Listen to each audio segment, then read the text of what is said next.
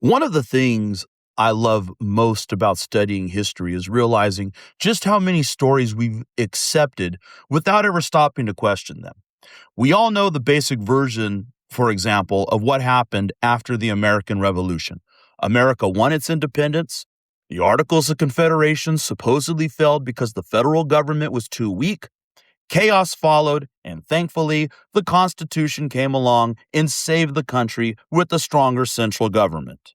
That's the story most of us grew up hearing. But I think that explanation leaves out one very important question. What if the chaos wasn't caused by too much liberty? What if it was actually caused by war and by government intervention? Think about what happened. During the Revolutionary War, Congress and the states needed money to fight Britain. However, raising taxes wasn't politically realistic. So what do? They fired up the printing press instead and started creating currency out of thin air. They flooded the economy with paper money, dramatically expanded the money supply, and just like we've seen throughout history, inflation followed. Back then, even, as almost a proto-Austrian economist, Thomas Jefferson described inflation as one of the most unequal forms of taxation because people lose purchasing power without ever receiving a tax bill.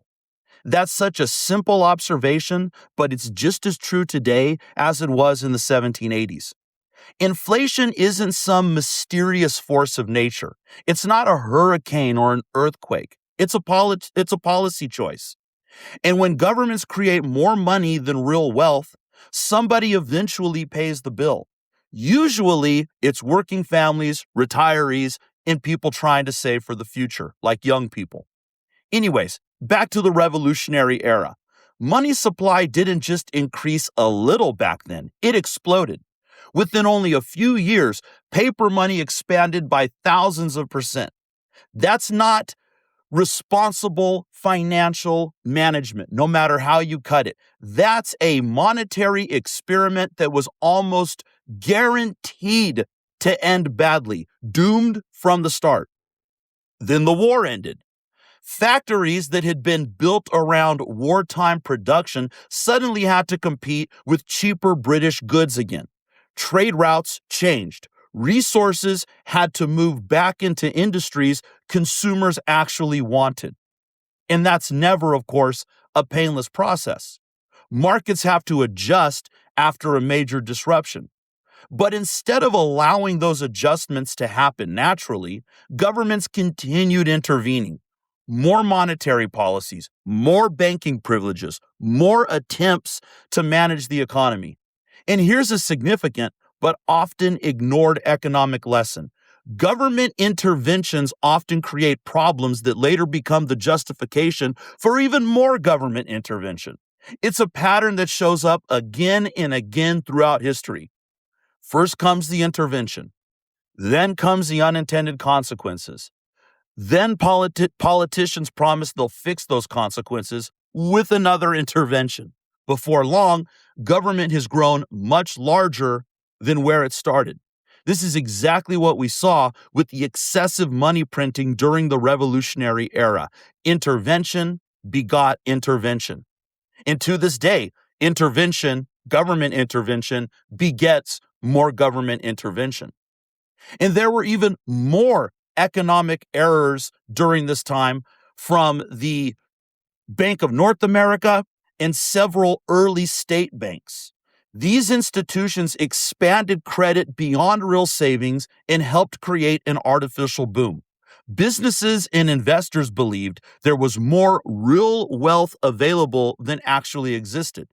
Eventually, reality caught up, credit contracted, and the economy entered a painful correction. This is Austrian business cycle theory 101.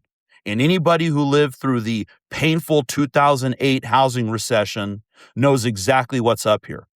To me, this is a very, very clear example of Austrian business cycle theory, but because it was so far back in the Revolutionary era, uh, you'll typically never hear about it from mainstream economists or historians. If you need a brush up on Austrian business cycle theory, it basically goes like this. The government prints money, they create money out of thin air, that artificially pushes down interest rates. This creates an artificial boom in the economy, but artificial booms don't last forever. Eventually, markets have to reconcile fantasy with reality. And then that's the recession or depression. And while recessions are painful, they're often the economy correcting mistakes that were made during the inflationary boom. And if the government steps in, trying to prevent every correction, that usually just builds an even bigger bubble, which is going to lead to an even bigger recession or depression down the road. Now, here's where history becomes especially relevant. The economic turmoil after the revolution convinced many Americans that the solution was greater political centralization. The Constitution created a much stronger national government than existed under the Articles of Confederation. But here's the irony. The stronger centralization didn't eliminate economic crises. In fact, throughout history, more centralization of government authority never prevents future crises like it promises to.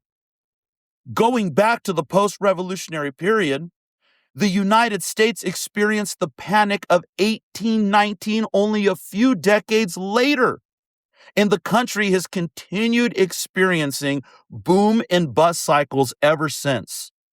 So maybe the real lesson isn't that America suffered because it had too much liberty. Maybe it's that America suffered because war, inflation, political favoritism, and intervention distorted the economy long before the Constitution was written.